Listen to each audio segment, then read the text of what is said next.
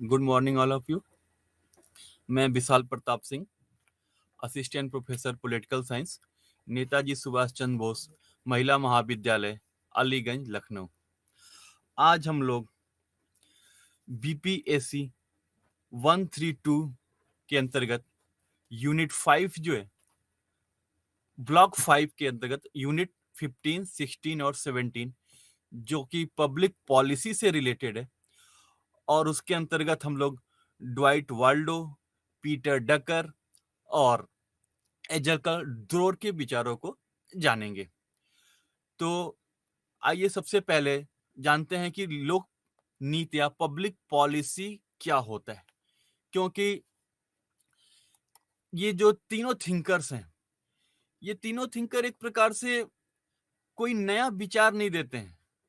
ये जो पहले के पब्लिक एडमिनिस्ट्रेशन में जो प्रशासनिक चिंतन हुआ था, जो क्लासिकल अप्रोच था, चाहे वो बिहेवियरल अप्रोच था या फिर जो ह्यूमन अप्रोच था, उसके क्रिटिक के रूप में देखते हैं कि कैसे कैसे वो उनमें क्या क्या कमियां थी और उन कमियों को कैसे दूर किया जाए, इसके बारे में बात करते हैं। और ये एक प्रकार से लोक नीति जो पब्लिक पॉलिसी बनाई जाती है, जिसके अंतर्गत इन तीनों प्रकार के विचारधाराओं का प्रयोग किया जाता है, उसकी ये आलोचना करते हैं और कैसे पब्लिक पॉलिसी बनाई जानी चाहिए उसकी ये बात करते हैं। तो आइए सबसे पहले देखते हैं कि पब्लिक पॉलिसी होती क्या है, लोक नीति होती क्या है। तो हम अगर इसको एक सामान्य शब्दों में देखें तो लोक नीति जो जनता की जो विविध मांग होते हैं, जो सरकार से जो उनके डिमांड्स होते हैं, तो उन डिमांड्स को, जो विविध मांगों एवं कठिनाइयों को जो दूर करने के लिए सरकार को बहुत सी नीतियां बनानी पड़ती हैं, और उन्हीं नीतियों को हम लोक नीति के रूप में देखते हैं, पब्लिक पॉलिसी के रूप में उसको हम देखते हैं। एक विचारक थे रॉबर्ट आइंस्टाइन। उनके अनुसार सरकारी वर्ग का अपने आसपास की चीजों से जो रिलेशन होता है, वही एक प्रकार से लोक नीति होती है। जो लोक नीति होती है वो हमेशा लोगों के कल्याण के विषय में सोचती है। सरकार के पास जो सोसाइटी से या नागरिक सिविल सोसाइटी से जो डिमांड्स आती हैं, उन डिमांड्स पर सरकार कैसे रिस्पॉन्स करती है, कैसे उनको संतुष्ट करने का प्रयास पब्लिक पॉलिसी बनाकर करती है, इसका इसमें अध्ययन किया जाता है। एक अन्य विचारक हैं Thomas R Dye. Thomas R Dye के अनुसार सरकार जो कुछ भी करना चाहे या ना करना चाहे, वही एक प्रकार से लोकनीति होती है। इसके डिफरेंशिएशन जो होता है कि क्या सरकार को करना है और क्या नहीं करना है, ये एक प्रकार से पब्लिक पॉलिसी का मैटर होता है। एक अन्य विचारक हैं कार्ल जे फेड्रिक। इनके अनुसार लोकनीति एक निश्चित परिवेश के अंतर्गत एक व्यक्ति या समूह अथवा सरकार क्रियाविधि है, उसको हम प्रस्तावित करते हैं। इसके अंतर्गत अगर हम एक आम जन के भाषा में देखें तो हर परिवार या हर घर में कोई ना कोई नीतियां बनाई जाती हैं, लेकिन चूंकि वो एक परिवार तक ही सीमित रहती हैं, इसलिए हम उसको लोक नीति के दायरे में नहीं रख सकते। जैसे कोई भी जो फैमिली होगा, उस फैमिली के अंतर्गत भी बहुत सारे डिसीजंस लिए जाते हैं कि हम कितना बजट एक महीने में कितना रुपए खर्च करेंगे। तो एक तो होता है कि कितना खर्च करेंगे, फिर उसका भी एक सब कैटेगरी किन किन सेक्टर्स पे हम कितना खर्च करेंगे, इसकी भी बात करते हैं। जैसे हम एजुकेशन सेक्टर पे कितना खर्च करेंगे, हम फूड पे कितना खर्च करेंगे, हम अन्य जो मनोरंजन की गतिविधियां हैं उस पे कितना खर्च करेंगे। तो एक प्रकार से उसका सेक्टरल डिवाइडेशन भी करते हैं। तो एक प्रकार से ये फैमिली के माध्यम से किया जाता है। लेकिन जो लोक नीति होती है, ये एक प्रकार से बृहद कॉन्सेप्ट होता है। इसमें सरकार जो है वो समाज के सभी वर्गों के हितों का ध्यान रखने का प्रयास करती है। पब्लिक पॉलिसी बनाते समय सरकार की यही कोशिश होती है कि जो समाज का जो सबसे निचला तबका है, उसको कैसे हम फायदा पहुंचा सकते हैं, उनके लाभ के विषय में हम कैसे उनको भी मेन सोसाइटी में लाने का कैसे हम प्रयास कर सकते हैं, इसका ध्यान दिया जाता है। तो एक प्रकार से देखें तो जो वस्तुतः जो लोक नीतियां होती हैं, वो सरकारी निर्णय होते हैं, ये गवर्नमेंट डिसीजंस होते हैं, जो कि वास्तव में कुछ एम्स को, जो लक्ष्य होते हैं या कुछ जो उनके उद्देश्य होते हैं, उसकी पूर्ति के लिए एक प्रकार से एक्टिविटी अपनाई जाती है और उसी एक्टिविटी का परिणाम होती है पब्लिक पॉलिसी। तो लोकनीति को हमको समझने के लिए उसके कुछ बिंदु जो होते हैं, पॉइंट्स हैं, उसको अंडरस्टैंडिंग एक डेवलप करनी पड़ती है। जैसे जो पब्लिक पॉलिसी होगी, वो हमेशा किसी न किसी एम्स को लेकर, किसी न किसी लक्ष्य को केंद्रित करके होती है। जैसे हम उदाहरण के रूप में देखें, अगर हम भारत के उदाहरण के रूप में देखें तो भारत में राष्ट्रीय स्वास्थ्य मिशन योजना प्रारंभ किया गया।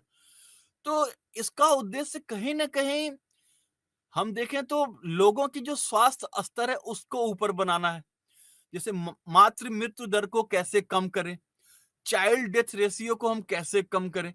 तो ये एक प्रकार से लॉन्ग टर्म पॉलिसीज होती हैं, एक एम्स को आधारित करते हैं कि इस सन तक या इस ईयर तक हम मॉर्टेलिटी, जो डेथ रेट है, उसको कम करने का प्रयास करेंगे, या फिर जो देश का एक अनुपात है उसको मातृत्व मृत्यु दर का, उसको कम करने का प्रयास करेंगे, या चाइल्ड डेथ रेट जो है उसको प्रयास कम करेंगे, कैसे वो कम हो इसका हम प्रयास करते हैं।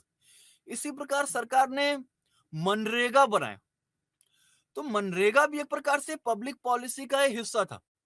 और इस पब्लिक पॉलिसी के हिस्सा के अंतर्गत इसमें यह देखने का प्रयास किया जाता है कि कैसे जो मनरेगा के माध्यम से जो गांव का युवा है, वो गांव में रह के, या किस उस फैमिली का कोई भी मेंबर, उसको अपना गांव ना छोड़ना पड़े।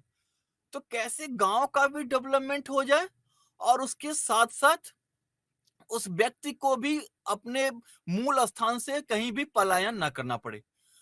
तो इसका एक लॉन्ग टर्म का फायदा होता है। तो जैसा कि एपीजे अब्दुल कलाम ने बोला था कि कोई भी देश तभी समृद्ध हो सकता है जब वहां के गांव समृद्ध होंगे।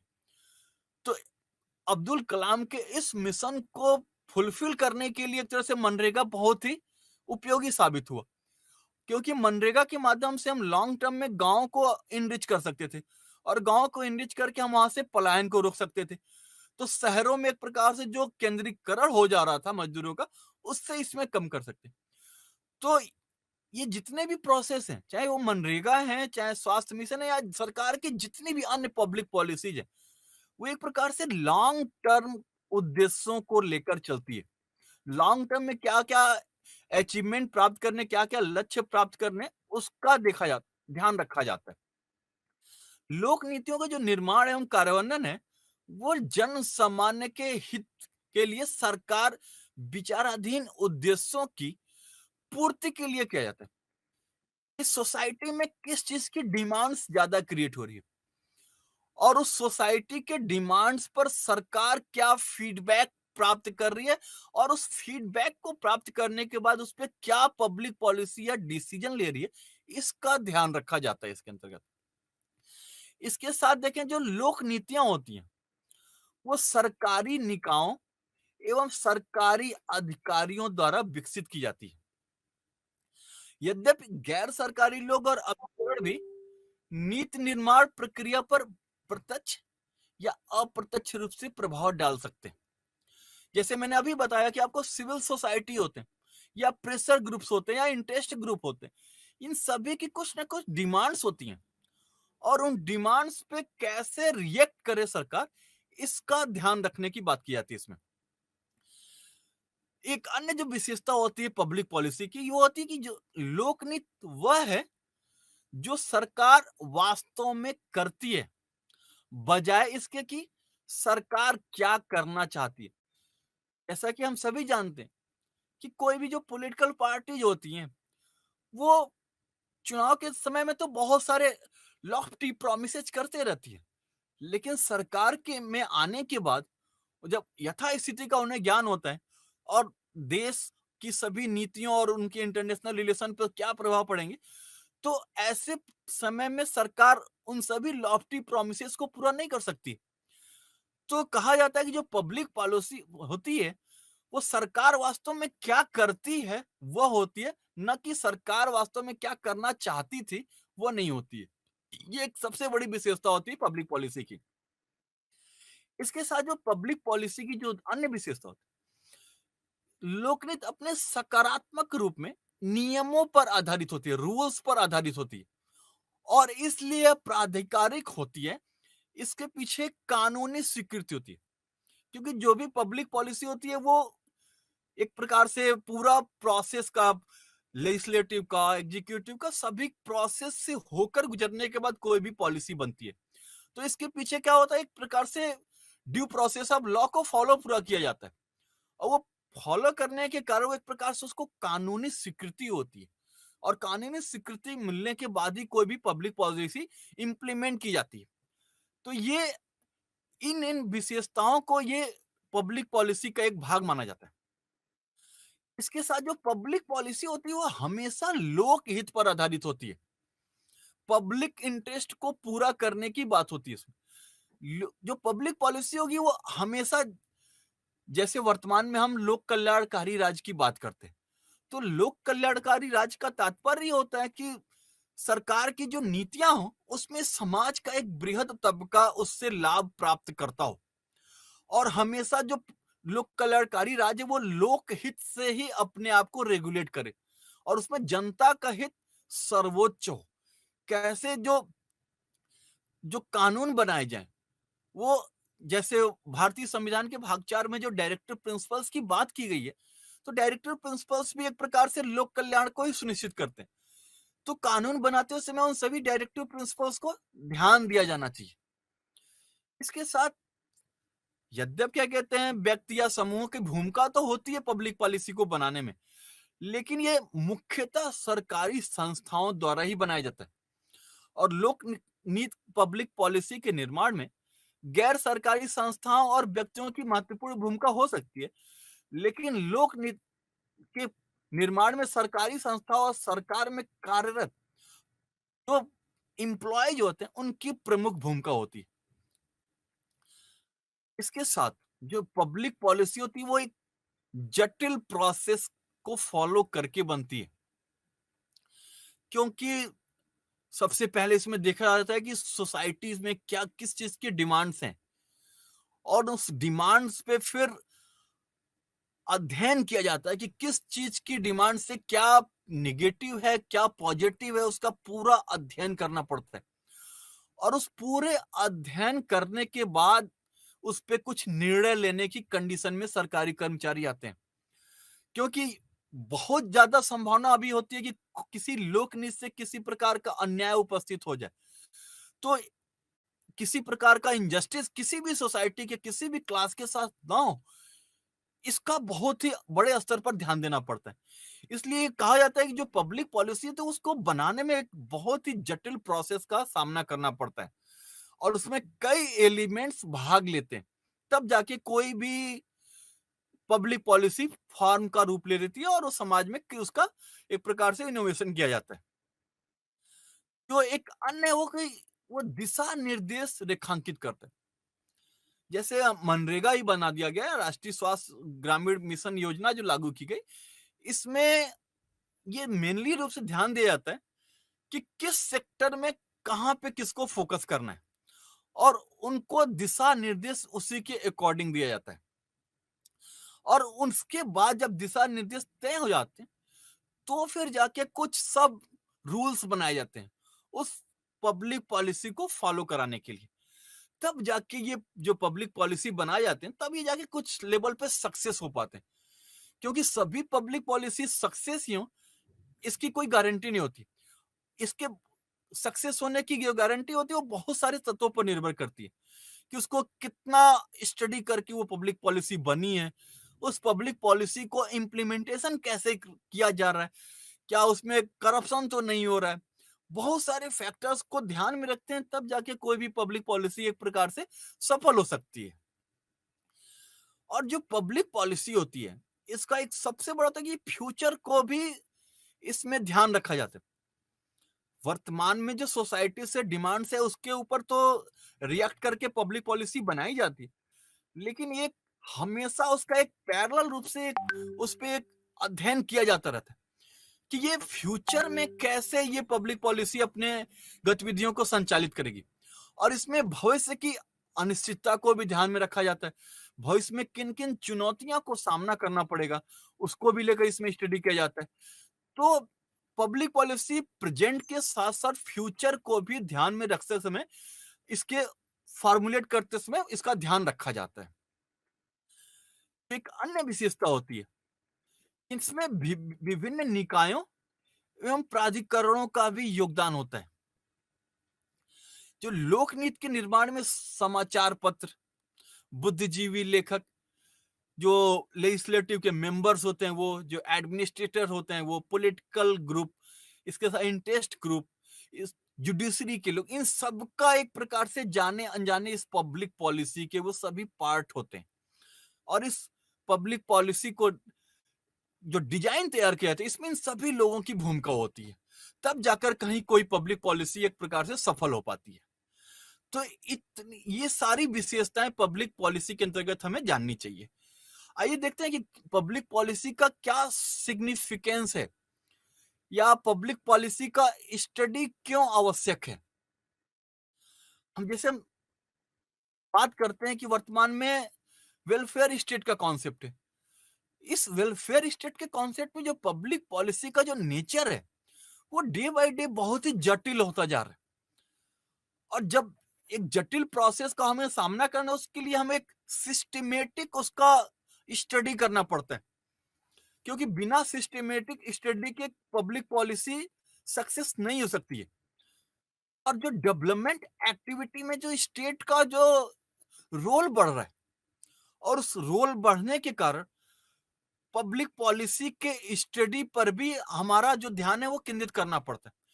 क्योंकि जो पब्लिक पॉलिसी है वो एक दिन की बात नहीं होती है, उसमें बहुत ही सारा रिसर्च करना पड़ता है कि कौन सी पॉलिसी कैसे सफल हो सकती है, और कैसे अगर उसमें किस बात का ध्यान नहीं रखेंगे तो वो असफल हो जाएगी।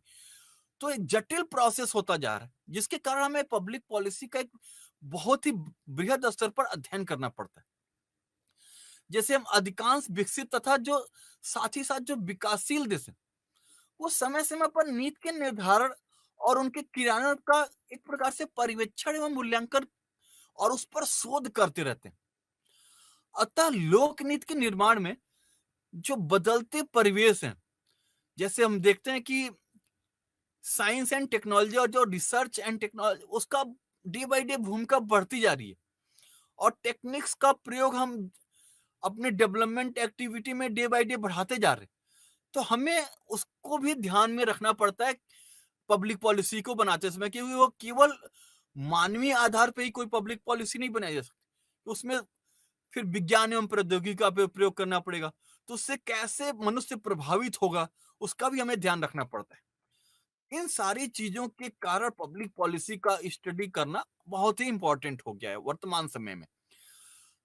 अगर हम लोग या पब्लिक पॉलिसी के टाइप्स की बात करें, तो इसमें सबसे पहला जो टाइप्स है वो है तात्विक अथवा सारगत नीतियां। जो ऐसी नीतियों का उद्भव संविधान से अथवा समाज की आवश्यकता से होता है, कि सोसाइटी को किस चीज की नीड्स है, अभी हमें किस चीज को ज्यादा ध्यान में रखना चाहिए। और ये जो इस टाइप के जो नीड्स होते हैं वो किसी वर्ग विशेष से संबंधित नहीं होते, बल्कि पूरे समाज से संबंधित होते हैं। उसमें कैसे एजुकेशन का कैसे एक प्रकार से मैनेजमेंट करना है। उदाहरण के रूप में अगर हम भारत का एग्जांपल लें, तो भारत में लिटरेसी रेट बहुत ही कम था, तो शिक्षा का प्रबंध करने की जरूरत पड़ी। कैसे गांव में जो लोग स्कूल्स नहीं जा रहे उनको कैसे इंटरेस्टिंग बनाया जाए, ताकि वो स्कूल की तरफ अट्रैक्ट हो और वो अपने बच्चों को स्कूल भेजे। तो हम ये जितनी भी पॉलिसीज उसमें देखते हैं, चाहे वो मिड डे मील योजना हो, चाहे उनको फेलोशिप देने की बात हो, चाहे उनके जितने भी सरकार उनको फैसिलिटी दे रही है, उसमें कैसे रोजगार का क्रिएशन होगा, कैसे कानून और व्यवस्था बनाए रखने में सभी लोग सहयोग देंगे, कैसे इन्वायरमेंट को पोल्यूटेड नहीं होना चाहिए, ये सारी प्रकार की चीजें इसके अंतर्गत ध्यान दी जाती है। और इन नीतियों को बनाते समय, पब्लिक पॉलिसी को बनाते समय इन सभी चीजों को अध्ययन करना पड़ता है, और अध्ययन करने के पश्चात ही कोई भी जो तात्विक या सारगत नीतियां बनाई जा सकती हैं। इसके साथ आप देखते हैं कि कुछ रेगुलेटरी पॉलिसीज भी बनाई जाती हैं, कि किसी भी देश को संचालित करने के लिए एक प्रकार का रेगुलेशन की भी आवश्यकता होती है। अगर नियंत्रण ना हो तो कोई भी देश कभी भी किसी गंभीर परिस्थिति का में पड़ सकता है। उदाहरण के रूप में ही देखें, जो 2008 की मंदी आई थी, और उस मंदी से विश्व के सभी देश प्रभावित हुए थे, जिसे हम अमेरिका का सब प्राइम संकट कहते हैं। उस अमेरिका के सब प्राइम संकट ने विश्व के सभी देशों को बहुत ही ज्यादा प्रभावित किया। जो सब प्राइम संकट था वो एक प्रकार से अमेरिका के बैंकों के द्वारा कुछ ऐसे नॉन परफॉर्मिंग एसेट्स को भी लोन दिया गया था, जो कि उन लोन का वो समय पर चुकता नहीं किए।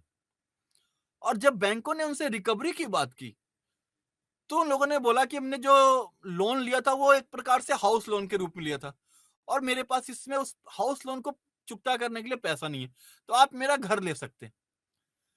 तो बैंक्स ने उसमें सभी घरों की रिकवरी की, लेकिन एक साथ इतने ज्यादा घर की रिकवरी हुई कि उसके बाद से घरों के भी जो दाम थे वो भी कम हो गए, और घरों के दाम भी कम होने के कारण बैंक को अपना जो रिटर्न था वो भी नहीं मिला। जो हाउसिंग सेक्टर था उसमें भी एक प्रकार से मंदी आई। तो इन सब संकट के कारण विश्व वहां अमेरिका के जो बैंक है वो धीरे डे बाई डे डिफॉल्टर होने लगे, और बैंक के डिफॉल्टर होने के कारण वो अमेरिका का जो सब प्राइम संकट था वो विश्व के सभी देशों के ऊपर पड़ने लगा, क्योंकि जो अमेरिका का रेपो था बैंकों का वो कुछ बहुत अच्छा था, जिसके कारण विश्व के सभी देश के लोगों ने उस बैंकों में अपना इन्वेस्ट किया था। और उस इन्वेस्टमेंट के कारण जब बैंकों का डिफॉल्टर होना शुरू हुआ, तो जब लोग पैसा निकालने गए तो बैंक डिफॉल्ट हो चुके थे, जिसके कारण लोग एक प्रकार से उनके पैसे भी डूबे, और इन पैसों के डूबने के कारण ही पूरा विश्व उस समय मंदी के दौर में आ गया था। तो इसी के कारण कहा जाता है कि कुछ रेगुलेटरी पॉलिसीज भी बनाई जानी चाहिए, और उस समय ये सबसे महत्व की बात है कि भारत में उस मंदी का उतना ज्यादा प्रभाव नहीं पड़ा। उसके जो पीछे कारण दिया जाता है वो यही कहता है कि यहाँ के जो बैंकों के ऊपर जो आरबीआई का रेगुलेशन था, बैंक एक अनलिमिटेड सीमा में किसी को भी लोन नहीं दे सकते थे। उसके लिए बैंकों को कुछ निश्चित मानकों को फॉलो करना होता था, तो बैंकों ने ज्यादा लोन नहीं दिया हुआ था। और उसी समय इंदिरा गांधी सरकार के द्वारा जो बैंकों का राष्ट्रीयकरण किया गया था उसकी सबसे ज्यादा भूमिका हुई। और इसके साथ साथ जो मनरेगा था, मनरेगा के द्वारा भी जो ग्रामीण सेक्टर में जो डिमांड्स क्रिएट हुए, उसके कारण भी भारत के ऊपर मंदी का उतना ज्यादा प्रभाव नहीं दिखा गया। तो सरकारों को अपनी पॉलिसी बनाते समय कुछ रेगुलेटरी नीतियां भी बनानी पड़ती हैं, और इन रेगुलेटरी नीतियों का संबंध मेनली जो होता है वो ट्रेड से और ट्रेड सिक्योरिटी से, इन सभी चीजों से होता है। और इसके अंतर्गत हम भारतीय रिजर्व बैंक, निर्वाचन आयोग, राज्य यातायात आयोग, इन सभी की गतिविधियों को देखते हैं। ये एक प्रकार से देश के लोगों के ऊपर कुछ रेगुलेशन बनाते हैं कि इन रेगुलेशन के अकॉर्डिंग आपको चलना होता है। फिर इसके साथ कुछ डिस्ट्रीब्यूटिव पॉलिसीज भी बनाई जाती हैं, और इन डिस्ट्रीब्यूटिव पॉलिसीज के माध्यम से जो समाज के विशिष्ट वर्गों के लिए होती है। एक्चुअली हम जब देखते हैं तो समाज में कहीं ना कहीं दो वर्ग दिखते हैं। जो एक वर्ग होता है जो अपनी बेसिक नीड्स को आसानी से पूरा कर सकता है, जबकि समाज में एक ऐसा तबका भी होता है जो अपने बेसिक नीड को आसानी से नहीं प्राप्त कर सकता है, उसके लिए भी सरकार को आने पड़ता है। तो डिस्ट्रीब्यूटिव पॉलिसीज के माध्यम से जो सरकार होती है वो समाज के विशिष्ट वर्ग को जरूरतों की पूर्ति करती है, और ये मेनली जो होता है वो वेलफेयर के कॉन्सेप्ट पे होता है। जैसे अगर वर्तमान में देखें तो हम अगर जितने भी हेल्थ सर्विसेज दिए जा रहे हैं, चाहे वो वर्तमान में कोरोना का टीका ही फ्री में लगाने की बात हो, चाहे कुछ दिन पहले हम देखें पोलियो का पल्स पोलियो अभियान के तहत पोलियो टीके लगाए जा रहे थे, इन सभी के माध्यम से एक प्रकार से ये डिस्ट्रीब्यूटिव पॉलिसीज थी कि ये सभी समाज के वर्गों को भी स्वस्थ रहने का एक अधिकार है। चाहे हम प्रधानमंत्री आवास योजना के अंतर्गत जो आवास दिए जाते हैं, या आंगनबाड़ी में जो पुष्टाहार दिए जाते हैं, जितने भी ये स्कीम्स चलाए जाते हैं, ये एक प्रकार से डिस्ट्रीब्यूटिव नीतियों के अंतर्गत ही चलाए जाते हैं। तो पब्लिक पॉलिसीज के अंतर्गत इन सभी चीजों का हम अध्ययन करते हैं कि कैसे पब्लिक पॉलिसीज को लोगों के कल्याण के लिए कैसे उसमें क्या योगदान हो सकता है, इसको ध्यान रखा जाता है मेनली पब्लिक पॉलिसी। अब आते हैं इसके अंतर्गत हमको ड्वाइट वाल्डो के विचारों का भी अध्ययन करना है। ड्वाइट वाल्डो, पीटर डकर और एहजकल ड्रोड के विचारों का अध्ययन करना है। बेसिकली जो ये तीनों विचारक हैं, ये इन्होंने कोई अपना विचार नहीं दिया, बल्कि जो तत्कालीन समय में जो जितने भी थिंकर्स थे, उन विचारों, जो क्लासिकल थिंकर्स हो या मनोवैज्ञानिक विचारक हो या मोटिवेशनल थ्योरर्स हो, उनके सभी का इन्होंने आलोचना किया, क्रिटिक किया है। और जस्ट लाइक ये कमेंटेटर हैं कि उन्होंने उनके विचारों के ऊपर इन्होंने कमेंट्स किया। तो आइए सबसे पहले ड्वाइट वाल्डो ने अपने क्या योगदान दिया, डिसीजन मेकिंग के ऊपर क्या बोला इन्होंने क्लासिकल थिंकर्स के ऊपर क्या बोला, इन्होंने पब्लिक पॉलिसीज कैसे समाज को प्रभावित करती है उसके बारे में क्या बोला, आइए उसका देखते हैं। उसके पहले हम इनका कुछ बेसिकली क्या इन्होंने किन किस प्रोफेशन को अपनाया और किन परिस्थितियों में अपने विचार दिए, उसका अध्ययन कर लेते हैं। ड्वाइट वाल्डो का जन्म 1913 में अमेरिका के नेब्रास्का क्षेत्र में हुआ था, और सेकेंड वर्ल्ड वॉर के बाद इन्होंने कैलिफोर्निया विश्वविद्यालय में एज ए प्रोफेसर काम करना शुरू कर दिया था। जब ये प्रोफेसर का काम कर रहे थे, उस समय भी ये अमेरिका के साथ साथ अन्य इंटरनेशनल इंस्टीट्यूशंस में भी एज ए प्रोफेशनल ये कई प्रकार के कार्यों को संचालित कर रहे थे। और उसके अंतर्गत इन्होंने रिसर्च के साथ साथ प्रोफेसर के रूप में काम करने से विभिन्न बुकों का पब्लिकेशंस किया, और इन विभिन्न बुक्स का पब्लिकेशन में इन्होंने पूरा अपना विचार दिया। इनकी जो सबसे महत्वपूर्ण कृति थी, जो मैक्सिमम टाइम, चाहे वो सिविल सर्विस के एग्जाम हो चाहे और नेट का एग्जाम हो, चाहे हर एग्जाम में पूछा जाता है, वो है कि इन्होंने द एडमिनिस्ट्रेटिव स्टेट्स करके एक किताब लिखी। वैसे तो इनके कुल 9 बुक्स पब्लिश्ड हुए, लेकिन उस सभी बुक्स में सबसे जो इंपॉर्टेंट बुक है वो द एडमिनिस्ट्रेटिव स्टेट्स है। और ये बुक इतना इंपॉर्टेंट था ये कि बाद में चलकर ये डॉक्टरल थीसिस के रूप में भी पब्लिश हुआ। और बाद में जो अन्य जो किताबें इन्होंने लिखी, उसमें इन्होंने the study of public administration लिखा। जो एक अन्य इनकी बुक्स है वो है the public administration in A time of turbulence, जो 1971 में पब्लिश हुई। इसके साथ इन्होंने डेमोक्रेसी, ब्यूरोक्रेसी एंड हाइपोक्रेसी करके एक बुक लिखा, जो कि 1977 में पब्लिश हुई।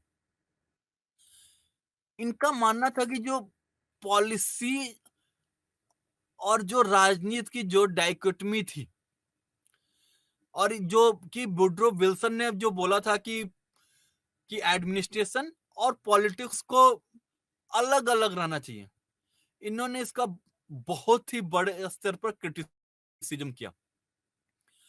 इनका मानना था कि पॉलिसीज और पॉलिटिक्स को हम पूर्णतया पृथक नहीं कर सकते। और इन्होंने विल्सन, जो कि पब्लिक एडमिनिस्ट्रेशन के फादर माने जाते हैं, उनके जो ये मेन कॉन्सेप्ट था, उनका सबसे मेन कॉन्सेप्ट ये था कि पॉलिसीज और पॉलिटिकल को कैसे अलग करें। इन्होंने बोला कि अगर हम मानव सभ्यता के दौर में भी जाएं, तब भी हम इसको अलग नहीं कर सकते, क्योंकि ये बहुत पुराने समय से ही एक प्रकार से एक दूसरे से जुड़ी हुई है। इसके साथ जो लोक प्रशासन को प्योर साइंस के रूप में देखने की जो बात अन्य थिंकर्स कर रहे थे, उनका भी इन्होंने क्रिटिसिज्म किया। और इन्होंने पब्लिक एडमिनिस्ट्रेशन को एज ए सोशल साइंस के रूप में देखने की बात की। इन्होंने कहा कि पब्लिक एडमिनिस्ट्रेशन कभी प्योर साइंस नहीं हो सकता है। इसका स्टडी में बेसिकली सोशल साइंस के रूप में ही किया जाना चाहिए। विल्सन ने अपने एडमिनिस्ट्रेटिव स्टेट्स में जो विचार दिए उसको कई पार्ट्स में हम बांट सकते हैं। जैसे इन्होंने intrinsic tension between bureaucracy and democracy की बात की है उस किताब में। इन्होंने पॉलिटिक्स एडमिनिस्ट्रेशन जो डाइकोटमी थी जिसकी बात विल्सन ने की थी उसको एज फाल्स बात की। उन्होंने बोला ये फाल्स है, इसको अलग बनाना पॉसिबल नहीं है। जैसे विल्सन का मानना था कि जो रूल बनाना है किसी भी देश के लिए, जो रूल बनाया जाता है उस वो पॉलिटिक्स की भूमिका है, वो राजनीति की गतिविधि के अंतर्गत आता है। जबकि पॉलिसीज को लागू करना वो एक प्रकार से एडमिनिस्ट्रेशन की गतिविधि है। इन्होंने फिर बोला कि जो government can not run like business, ये भी एक प्रकार से विल्सन का जो बोला था कि बात उन्होंने कि एडमिनिस्ट्रेशन को एक प्रकार से व्यापारिक गतिविधि के रूप में बात की जानी चाहिए। लेकिन इन्होंने ट्रिपल ई का कॉन्सेप्ट दिया। इनका मानना था कि इफिशियंसी, इकोनॉमी और इफेक्टिवनेस का ध्यान रखना चाहिए और कोई भी जो बात है वो पब्लिक प्राइवेट ऐसा कुछ दोनों में लागू होने की बात करते। कहते दोनों को हम अलग करके नहीं देख सकते और लोक प्रशासन को हम एक व्यापारिक गतिविधि के रूप में हम कभी अध्ययन नहीं कर सकते। इसके साथ इन्होंने जो साइमन का जो विचार था कि फैक्ट वैल्यू डाइकोटमी, उसको भी इन्होंने क्रिटिसाइज किया। कहा कि ये साइमन का जो कॉन्सेप्ट है ये सभी प्रकार के राज्यों में लागू हम नहीं कर सकते हैं। इसके साथ साथ वर्ल्डो ने पब्लिक एडमिनिस्ट्रेशन को एक प्रकार से कला के रूप में माना, मोर देन साइंस। उन्होंने कहा साइंस ये ज्यादा नहीं है बल्कि ये कला है, इसको एक आर्ट सब्जेक्ट के रूप में ही अध्ययन करना चाहिए। जो हिस्ट्री ऑफ पब्लिक एडमिनिस्ट्रेशन की जो एक प्रकार से विल्सन के द्वारा जो अध्ययन किया गया था, इनको इन्होंने सबसे ज्यादा क्रिटिसाइज किया। इनका मानना था कि मानवीय सभ्यता और प्रशासन दोनों का उद्भव और प्रैक्टिस साथ साथ हो रहा था। हम इसकी कभी किस सभ्यता के किसी भी चरण में इसके अलगाव की बात नहीं कर सकते, क्योंकि इनका मानना था कि जो प्रशासन है और जो सभ्यता है दोनों एक साथ को एग्जिस्टेंस करते हैं, दोनों एक साथ अस्तित्व में रहते हैं और एक दूसरे को नरिश भी करते हैं। सभ्यता और प्रशासन एक दूसरे के बिना अलग अलग रूप में इसको नहीं देखना चाहिए, बल्कि दोनों का अध्ययन एक साथ करना चाहिए और दोनों एक दूसरे को प्रभावित भी करते हैं और प्रभावित भी एक दूसरे से होते हैं और एक दूसरे को नरिश भी करते हैं। सभ्यता प्रशासन को प्रमोट कर सकते और दोनों एक प्रकार से मानवीय गतिविधि के विकास में योगदान देते हैं और सिविलाइजेशन और एडमिनिस्ट्रेटिव बिहेवियर दोनों एक साथ चलते रहते हैं। जैसा उन्होंने कहा हिस्ट्री रिपीट इटसेल्फ। उन्होंने कहा कि जैसे प्रशासन और राजनीति जो सिंधु सभ्यता या हड़प्पा सभ्यता में जैसा था, उसी समय से हम एक दूसरे को इन दोनों गतिविधियों को एक साथ चलता हुआ देख सकते हैं। तो वर्तमान समय भी उसी प्रकार के व्यवस्था को हम एडमिनिस्ट्रेशन और राजनीति में एक प्रकार देखते हैं।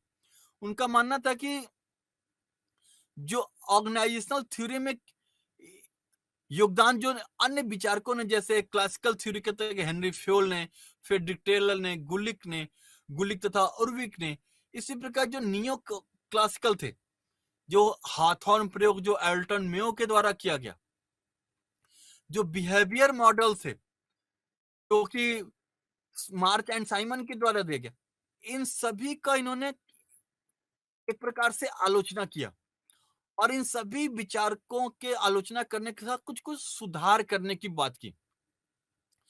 इसलिए इनके विचार को एक प्रकार से रिफॉर्म मूवमेंट के रूप में भी देखा जाता है। क्लासिकल अप्रोच के अंतर्गत कौन कौन से रिफॉर्म किए, इनका मानना था कि जो एक प्रकार से कैसे लीडरशिप क्वालिटी को कैसे इफेक्टिव बनाया जाए, तो इसके लिए इन्होंने executive leadership quality, scientific management, investigation, education और रिफॉर्म, इतने सारे चीजों को एक साथ रेगुलेट करने की बात की। और जो विल्सन का जो पॉलिटिक्स और एडमिनिस्ट्रेशन डाइकोटोमी था, इसकी भी इन्होंने आलोचना की। और एक सिंपल जो जेनरिक मैनेजमेंट ओरिएंटेशन था, जैसा कि लूथर गुलिक ने पोस्ट कार्ड का सिद्धांत दिया था, टेलर ने जो पीस रेट सिस्टम की बात की थी, जो हेनरी फेयल ने अपने 14 सिद्धांत दिए थे, इन सभी सिद्धांतों का उन्होंने बोला कि ये केवल हर समय मैनेजमेंट और सिद्धांत देने से ही काम नहीं हो सकता, उसको प्रैक्टिस में कैसे लागू किया जाए और कैसे उसके समाज के पॉलिसी बनाने में उन सभी का योगदान हो, इसका ज्यादा ध्यान देना चाहिए, न कि केवल सिद्धांत और प्रबंधन के विचार देने में ही इसका ज्यादा ध्यान नहीं होना चाहिए।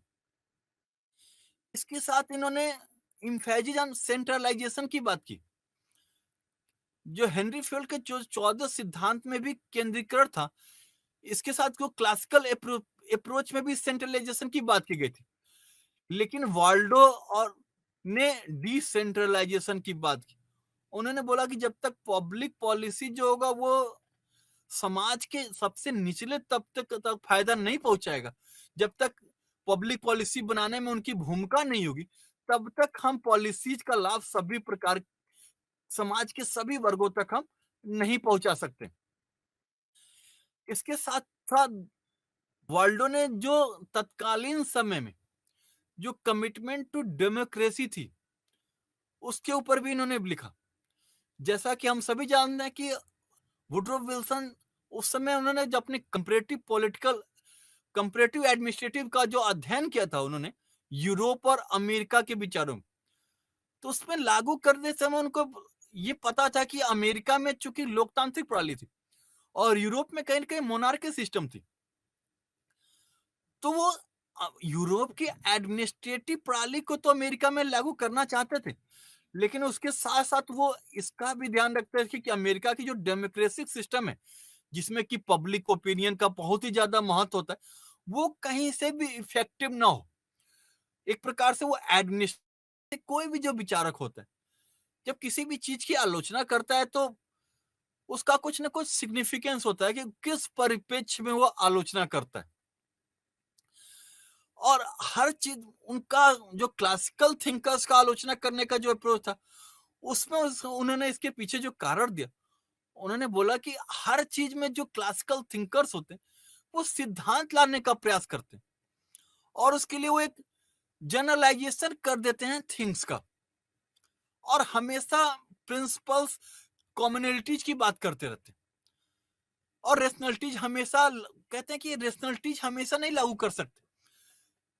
अगर हम उदाहरण के रूप में ही देखें तो वर्तमान समय में हम देखते हैं कि किसान सम्मान निधि के अंतर्गत किसानों को 2,000 रुपए दिए जाते हैं और वृद्धावस्था पेंशन या मातृत्व पेंशन के नाम पे 500 रुपए दिए जाते हैं। समाज का एक तबका ये कह सकता है कि 2,000 रुपए या 500 रुपए देने किसी भी प्रकार से रेशनल नहीं है, लेकिन जिससे भी मिलता है उसको कहीं ना कहीं वो लाभ प्रदान करता है।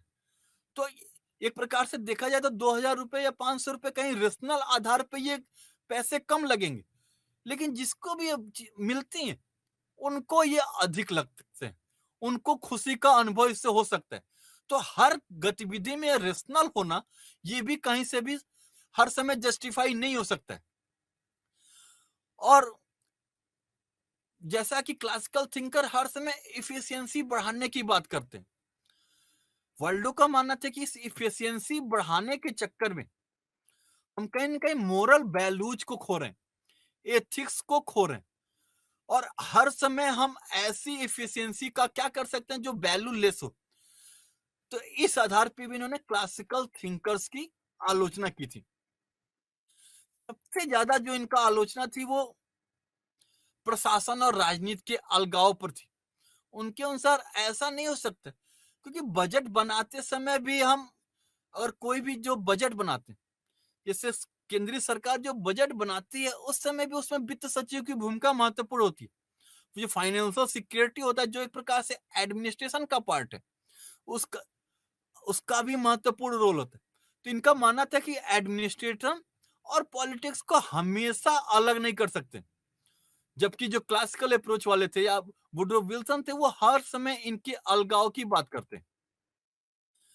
हम ये है कि किसी भी जो निर्णय को उसका हम मूल्यांकन कर सकते हैं, लेकिन हर समय उसका अलगाव नहीं कर सकते। जैसे क्लासिकल अप्रोच वाले ने सोचा होगा, अगर राजनीति और प्रशासन दोनों पॉलिसी को बनाएंगे और लागू करेंगे तो दोनों में विवाद की संभावना हो जाएगी।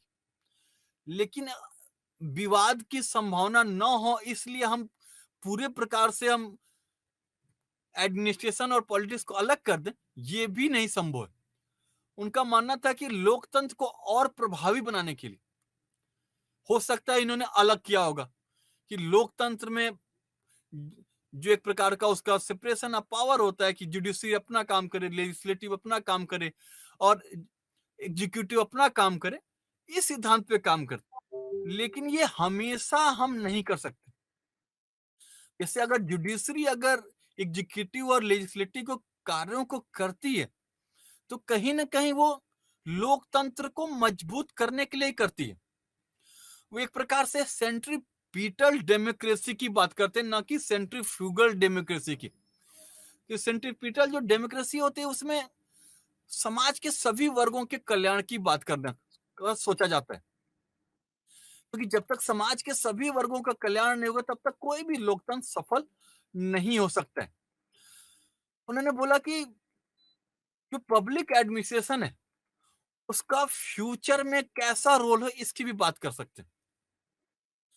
जैसे कुछ लोग कहते हैं कि ब्यूरोक्रेटिक, इसमें जो ब्यूरोक्रेशन की भूमिका हो एक प्रकार से कुछ कम होनी चाहिए और भविष्य में प्राइवेट सेक्टर का महत्व बढ़ जाएगा।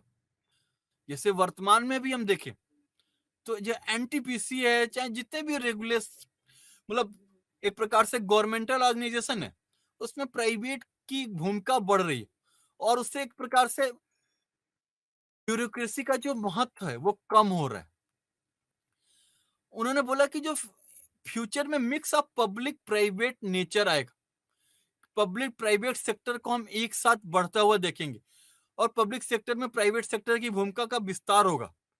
ये सारी बातें ड्वाइट वाल्डो ने अपने जो क्रिटिकल अप्रोच के उसके अंतर्गत किया। लेकिन ड्वाइट वाल्डो की भी आलोचना की जाती है, क्योंकि कोई भी व्यक्ति जो अपने विचार देता है उसमें कई बातों को ध्यान उसको रखना पड़ता है, लेकिन जो उनका विचार होता है वो कहीं ना कहीं समाज के सभी वर्गों को प्रभावित नहीं करता। तो ड्वाइट वाल्डो की भी आलोचना की गई है। और ये सबसे बड़ी आलोचना तो वो है कि इन्होंने कोई नया विचार नहीं दिया, इन्होंने सभी वर्तमान व्यवस्थाओं पर केवल क्रिटिक किया, एज ए कमेंटेटर बात की। बोला गया कि he is more critic and commentator than creator. उन्होंने कोई अपने विचार नहीं दिए और ये हर समय पब्लिक एड और प्राइवेट एडमिनिस्ट्रेशन के अलगाव की बात करते रहे। और इन्होंने ये तो बताया कि ये बहुत ही ज्यादा आर्ट है, ये साइंस की तुलना में पब्लिक एडमिनिस्ट्रेशन, लेकिन आर्ट का अध्ययन कैसे किया जाए, किन परिस्थितियों में उसका अध्ययन करने की बात की जाती है, इसका इन्होंने कोई भी अध्ययन करने का तरीका नहीं बताया, जिसके कारण इसकी आलोचना की जाती है। आइए हम अगले विचारक के रूप में पीटर ड्रकर को देखते हैं। पीटर ड्रकर भी एक प्रकार से देखा जाता है, इन्होंने जो अन्य विचारक थे उनके ऊपर क्रिटिसाइज किया, उनके ऊपर कमेंट्री किए। जैसे जेनरिक मैनेजमेंट का इन्होंने विचार दिया, इन्होंने मैनेजमेंट इन गवर्नमेंट का क्रिटिसाइज किया, जो पब्लिक सेक्टर में जो नॉन परफॉर्मेंस एजेंसियां जो होती हैं उसका इन्होंने क्रिटिसाइज किया, और डिफिशियंसी ऑफ गवर्नमेंट की इन्होंने बात की कि गवर्नमेंट जो होते हैं वो किस प्रकार से अपनी गतिविधियों को ज्यादा फंक्शनल ठीक प्रकार से नहीं कर सके, और इसी के कारण इन्होंने रीस्ट्रक्चरिंग ऑफ गवर्नमेंट की भी बात की। इनका जो दो कॉन्सेप्ट है एमबीओ और केडब्ल्यूओ, नॉलेज वर्कर ऑर्गेनाइजेशन, इसकी इन्होंने बात की। और इन सभी बातों को इन्होंने अपने जो बुक्स पब्लिश किए थे उसमें दिया था। और इनकी जो सबसे पहली बुक थी, इसको हम प्रैक्टिस ऑफ मैनेजमेंट कहते हैं, जो कि 1954 में पब्लिश हुई थी। इसके साथ मैनेजमेंट टास्क रिस्पॉन्सिबिलिटीज की भी इन्होंने बात की थी। इनकी जो सबसे अन्य फेमस बुक थी वो थी management challenges for 21st centuries, जो कि 1992 में पब्लिश हुई थी। इन्होंने क्रिटिसिज्म ऑफ क्लासिकल थिंकर्स, कैसे किस बेस पे इन्होंने क्लासिकल थिंकर्स की आलोचना की, इन्होंने भी डेमोक्रेसी की किस आधार पे आलोचना की, इन्होंने ब्यूरोक्रेसी की भी आलोचना की है। इनको किस आधार पे इनकी आलोचना की, इसका अध्ययन करते हैं। इन्होंने जो क्लासिकल थिंकर्स की जो आलोचना की, उन्होंने बोला कि ये क्लासिकल थिंकर्स थे, चाहे वो हेनरी फेयोल हो, टेलर हो, लूथर गुलिक हो, इन सभी ने ऑर्गेनाइजेशंस के प्रिंसिपल्स पर ही ज्यादा ध्यान केंद्रित किया। इन्होंने हायरार्की थ्योरी कैसे काम करेगी, जैसे वन बेस्ट वे कैसे वर्क हो सकता है, जो टेलर ने पीस रेट सिस्टम की जो बात की थी, यूनिटी ऑफ कमांड की, इन्होंने इन सभी थ्योरीज की आलोचना की। इन्होंने बोला कि जो क्लासिकल थिंकर्स हैं केवल सिद्धांतों और संगठन कैसे काम करेगा इसमें ही रह गए, कैसे पब्लिक पॉलिसीज को बेहतर बना के समाज के सभी वर्गों का उसमें कल्याण सुनिश्चित किया जाए, ये इन थिंकर्स ने इसकी ज्यादा इसका बात नहीं की है। इन्होंने जो डेमोक्रेसी की जो आलोचना की, इन्होंने बोला कि जो डेमोक्रेसी है ये एक प्रकार से अनअकाउंटेबल होती और अनरिस्पॉन्सिव होती है। जो एग्जीक्यूटिव होते हैं वो प्रॉपर तरीके से रिस्पॉन्स नहीं करते, और उनका मानना था कि जो एग्जीक्यूटिव होते हैं उसमें पॉलिटिकल पार्टीज के लोग ही होते हैं, और पॉलिटिकल पार्टीज के लोग चुनाव के दौर में बहुत सारे वैग प्रॉमिसेस करते रहते हैं। वो जब सरकार में नहीं होते तो जनता के साथ ढेर सारे वादे करते हैं, लेकिन जब सरकार में आने के बाद उन वादों को पूरा करने में जो चुनौतियों का सामना करना पड़ता है, उसको वो अपने जब वादे कर रहे होते हैं उस समय ध्यान नहीं रखते, और इस कारण से उन्होंने डेमोक्रेसी की भी आलोचना की। इसके साथ साथ उन्होंने ब्यूरोक्रेसी की भी क्रिटिसिज्म किया कि जो ब्यूरोक्रेटिक सिस्टम होता है देश में वो कैसे फंक्शन करता है, उनके फंक्शनिंग में क्या क्या कमियां रहती हैं। उनका मानना था कि जो ब्यूरोक्रेटिक सिस्टम होता है, सबसे पहले तो बोला उन्होंने कि उनके पास बहुत ढेर सारी रिस्पॉन्सिबिलिटीज होती हैं। जैसे अगर हम एक जिले के अगर कलेक्टर की देखें तो उसके पास पूरा राजस्व कलेक्ट करने के साथ साथ कैसे प्रशासनिक व्यवस्था को मेंटेन करना है, कैसे समाज के सभी वर्गों तक सरकार की जो लाभान्वित योजनाएं हैं वो पहुंचे, उसका भी ध्यान रखना है। तो उसकी जो रिस्पॉन्सिबिलिटीज है उसमें बहुत सारी डाइवर्सिटीज है, और उस सारी डाइवर्सिटीज को ब्यूरोक्रेसी के माध्यम से ही संचालित करना एक प्रकार से बहुत ही बड़ी चुनौती के रूप में। उन्होंने बोला कि जो इतनी ढेर सारी डाइवर्सिटीज है, इसके कारण ब्यूरोक्रेसी जो है उसमें अब्सेंस ऑफ डायरेक्ट अकाउंटेबिलिटी आ जाती। सभी गतिविधि को एक साथ संचालित करने के कारण वो सभी चीजों के लिए रिस्पॉन्सिबल नहीं हो सकते, और उस रिस्पॉन्सिबल नहीं होने के कारण उनकी जो अकाउंटेबिलिटी होती है वो कम हो जाती है। इसके साथ इन्होंने बोला कि ये मोर इनइफेंशियल है मोर देन पॉलिटिशियन। जो पॉलिटिकल लोग होते हैं वो भी कहीं ना कहीं ब्यूरोक्रेसी के ऊपर दबाव डालते हैं, और उस दबाव डालने के कारण भी वो इफेक्टिव उतने नहीं रह जाते, और इफेक्टिव नहीं रहने के कारण जो एक प्रकार से उनकी फंक्शनिंग है वो भी प्रभावित होती है। इन्होंने जो जेनरिक मैनेजमेंट की जो बात की, इन्होंने बोला कि जो मैनेजमेंट वर्सेस एडमिनिस्ट्रेशन की जो बात की जाती है, और कुछ चिंतकों ने जो मैनेजमेंट और एडमिनिस्ट्रेशन की जो अंतर किया है, ये अंतर भी कहीं से भी जस्टिफाई नहीं है, और उन्होंने उसका उदाहरण अमेरिका से दिया। वर्तमान में भी अगर हम भारत के कुछ राज्यों में भी देखें तो ये प्रोसेस को हम देख सकते हैं। उन्होंने बोला कि जो मैनेजमेंट और एडमिनिस्ट्रेशन का जो डिफरेंशिएट किया जाता है, ये प्रकार से कहीं एप्लीकेशन नहीं है।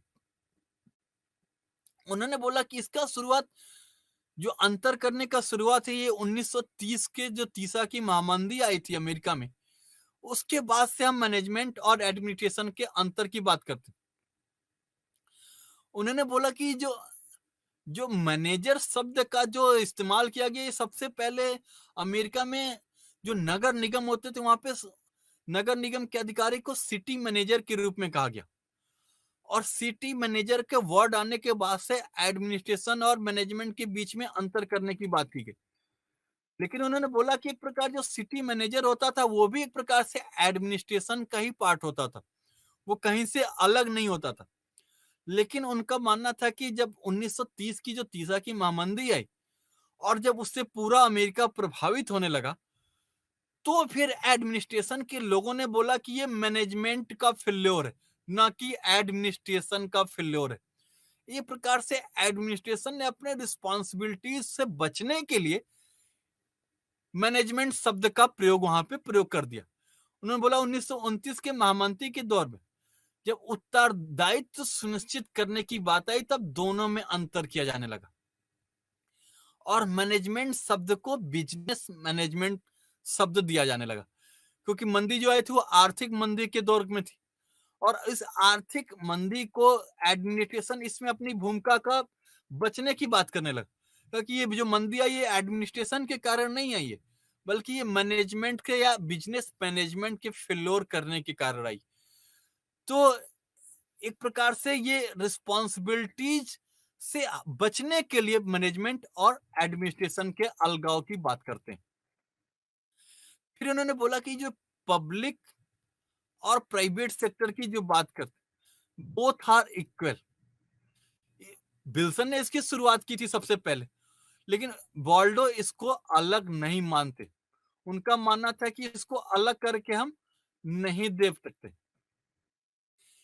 इसके साथ डॉयल वार्लो ने non performance of public agencies की भी बात की। इन्होंने अभी जैसा कि मैंने बताया कि इसके अंतर्गत जो पॉलिटिशियंस होते हैं, वो बहुत सारे जनता के सामने लॉफ्टी ऑब्जेक्टिव्स को रखते हैं चुनाव के दौर में, कि हमारी सरकार बनने का हम ये कर देंगे, वो कर देंगे। लेकिन जब उनकी गवर्नमेंट्स आती, जैसे वर्तमान समय में अगर हम दिल्ली में ही देखें, तो हम देखते हैं कि दिल्ली सरकार ने भी जैसे बोला कि हम स्वास्थ्य के सेक्टर में हम एक प्रकार से मोहल्ला क्लिनिक लाएंगे, वहां पे डॉक्टर्स को स्टेब्लिश करेंगे, और वहां पे लोगों को स्वास्थ्य संबंधी गतिविधियों पे ज्यादा परेशान नहीं होना पड़ेगा। लेकिन अगर हम उसकी यथार्थ रियलिटी को देखें, तो कहीं ना कहीं मोहल्ला क्लिनिक कहीं बंद पड़े रहते हैं, कहीं पर्ची लगाने के लिए वहां पे कोई सुविधा नहीं होती। इवन अगर हम सेंट्रल लेवल पे भी देखें, तो हम इतने ढेर सारे एम्स की स्थापना कर चुके हैं, लेकिन एम्स में भी अगर हम पर्ची लगाएं तो 6 महीने के बाद जाकर किसी का नंबर आता है डॉक्टर को दिखाने के लिए। तो सभी सरकारें लॉफ्टी ऑब्जेक्टिव्स तो बताते हैं कि हम स्वास्थ्य के सेक्टर में हम ये काम करेंगे, ऐसे करेंगे, लेकिन हम उसका प्रैक्टिकल रूप में अगर देखें, तो हम उसको उतना यथार्थ रूप में नहीं पाते। इसके साथ नॉन परफॉर्मेंस का और जो कारण बताते हैं, कहते हैं साइमल्टेनियसली जो मल्टीपल कार्य एक साथ किए जाते हैं, जो एक साथ सभी, जैसे वर्तमान में जब गवर्नमेंट्स के एम्प्लॉय कोई देखे, तो उनके लिए भी एक साथ ढेर सारे सेक्टर्स के काम दिए जाते हैं, और कई सेक्टर से उनका डायरेक्ट कोई रिलेशन नहीं होता है, और जो डायरेक्ट रिलेशन नहीं होने के कारण उनकी उस कार्य में कोई दक्षता नहीं दिख पाती है। इसके साथ उन्होंने बोला कि जो एक प्रकार से जो परकंसन का जो लॉ था, कि एक काम से हम दूसरे काम की जरूरत महसूस होती, जैसे अपनी भूमिका का विस्तार किए जाते हैं, तो हम देखते हैं कि एडमिनिस्ट्रेशन में भी लोग ऐसे होते जो परकिंसन के नियम को फॉलो करना चाहते। वो चाहते हैं कि हमारे अंडर में 10 लोग काम करें, जहां पे हो सकता है कि 2 लोगों के कार्य करने से वो कार्य संचालित हो सकता था, लेकिन वहां पे 10 लोगों की जरूरत मान करते।